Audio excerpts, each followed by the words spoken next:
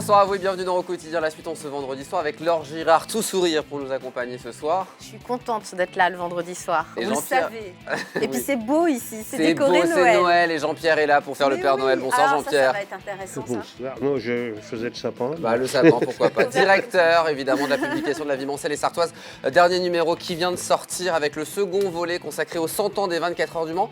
On aborde cette fois-ci les années 50, on va voir ça dans quelques instants et puis restez avec nous car vous allez pouvoir la gagner, cette première BD consacrée à Bérengère de Navarre qui vient de sortir. Il faudra tout simplement répondre à la question du jour. Jean-Pierre, on parle évidemment de cette belle revue, La vie mancelle et sartoise. On rappelle le principe depuis le mois de septembre et pendant un an, on va évoquer ce centenaire des 24 heures du Mans. Tout à fait, dans 5 numéros. C'est-à-dire plutôt que de faire le gros machin qui se vend pas et qui nous reste sur les bras, donc on passe dans les numéros entre 8 et 10 pages à chaque numéro. Deuxième dossier consacré dans ce numéro à la renaissance des 24 heures du Mans après 10 ans d'arrêt. Eh ben oui, puisque les derniers ayant eu lieu en juin 1939, il y a eu, et puis disons que le coin du circuit, il y avait l'aérodrome qui était juste à côté. De l'autre côté, il y avait la gare de triage. Donc le terrain a été un petit peu bouleversé et puis donc il a fallu quand même un certain nombre d'années. Il a fallu attendre 1949, 4 ans après la fin de la guerre, pour la Renaissance, parce qu'il a fallu notamment reconstruire le circuit. Mais on n'apprend pas que ça grâce à Claude Goisieux. Il y a aussi un problème de pépette, de finances. C'est le nerf de la guerre. Ça a toujours été le nerf de la guerre. Et donc effectivement, on a essayé en 1947, 1948. Oui, mais on ne pouvait pas. Alors donc, effectivement, là, il y a eu 40 millions, le budget, c'était 40 millions. Bon, il y avait un ministre des Transports à l'époque, qui s'appelait Christian Pineau. Et donc, lui, il a poussé un petit peu il a accéléré les choses, en disant, attendez, prêtez-leur donc 30 millions, ils vont Mais vous ce qui est rembourser. formidable, c'est qu'on apprend que ça s'est fait très rapidement, parce qu'en janvier, il n'y avait pas grand-chose de fait, ou en tout cas, les choses se sont accélérées très rapidement.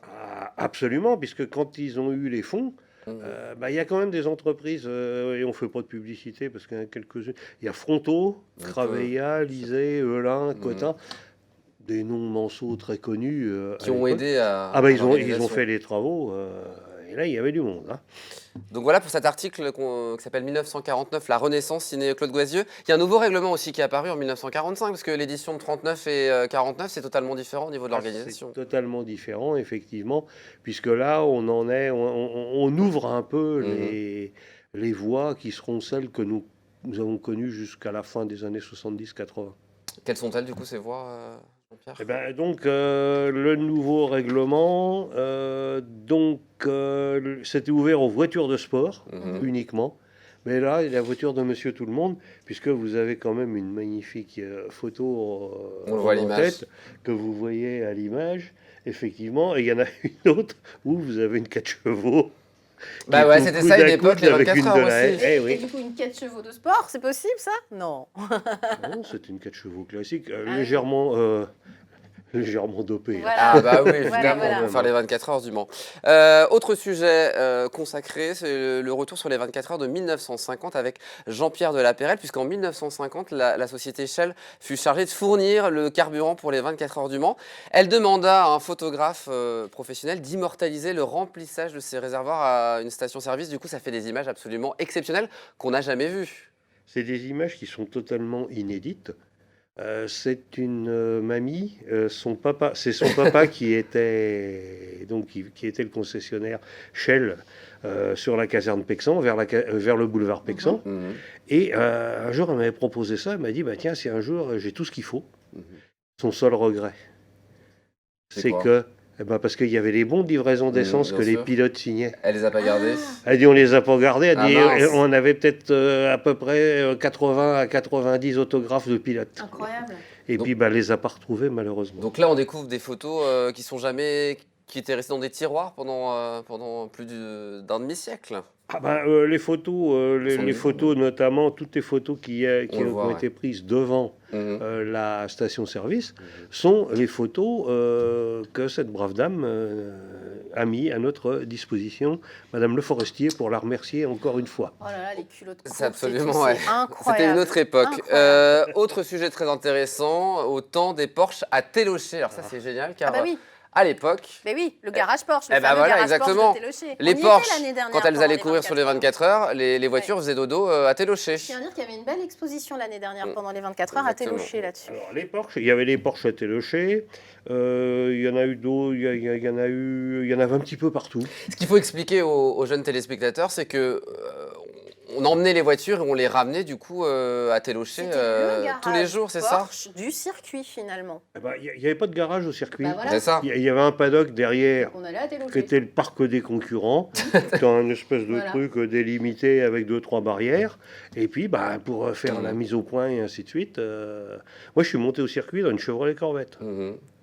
Et à si place on du écoute- passager. Si on écoute les gens de Télocher, il y en a plein qui ont des souvenirs Mais c'est encore. formidable. C'est Et ça a duré jusqu'à quelle époque du coup Ah bah, Porsche à Télocher? jusqu'en 1975. Mhm. C'est ça. Puisqu'en fait, en 1975, là, le paddock a vraiment été aménagé. On ressent toute la nostalgie dans ce bel article qui est signé Patrick Mèche, au temps des Porsche à Télocher.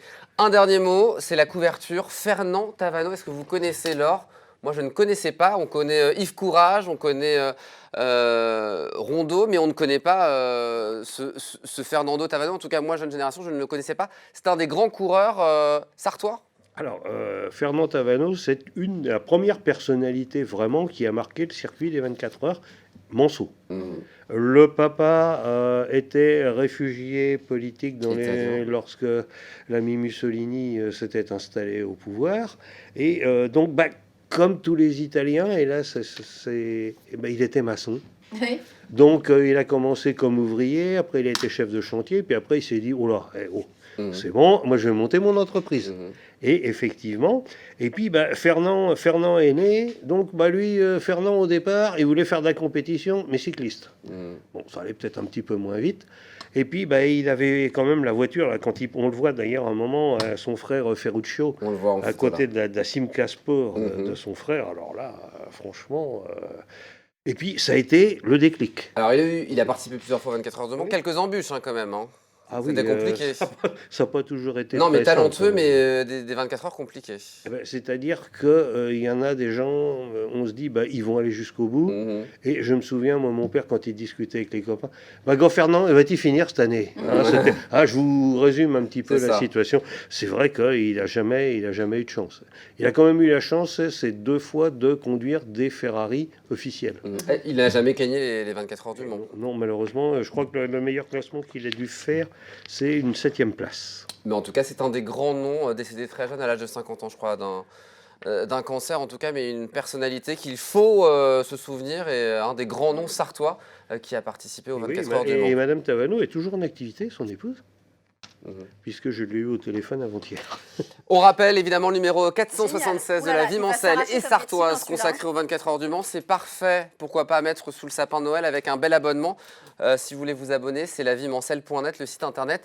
Belle revue évidemment avec tous ces bénévoles qui travaillent régulièrement, car il y a Jean-Pierre, mais une belle équipe Il y derrière. a toute une équipe derrière, parce que Jean-Pierre tout seul, ben, peut pas Évidemment. faire grand-chose. Merci Jean-Pierre d'être venu sur le plateau. Avant de se quitter, Un on jeu. va jouer. Vous Un allez jeu. pouvoir gagner évidemment cette BD Très dur consacrée encore ce soir. à la reine Bérengère. Une question posée par Laure Girard pour gagner votre BD. Et oui, Bérengère de Navarre, qui est consacrée évidemment cette formidable BD, était A, forgeronne, B, une reine. Oh bah dis donc, c'est Dur. compliqué ce Ouh, soir. dur, A dur, ou B dur. par mail à jeu au pluriel @lmtv.fr.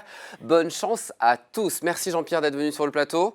Laure, je vous souhaite un très bon week-end. À vous aussi. Merci Laure. Dans un instant, Aurélien Caillos, les Sartois du web. Nous on se donne rendez-vous lundi, si tout va bien, 18h30 Oui, on sera là. pour une Je nouvelle serai là. quotidienne. Je serai là. Vous serez là? Absolument. À lundi. Bon week-end.